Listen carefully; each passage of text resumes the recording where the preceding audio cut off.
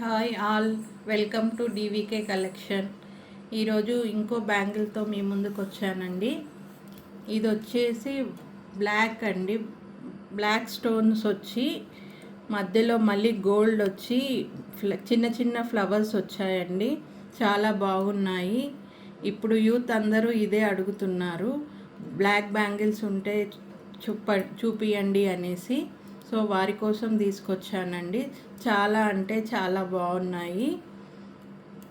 దీని థిక్నెస్ కూడా చాలా బాగుందండి. దీని ప్రైస్ వచ్చేసి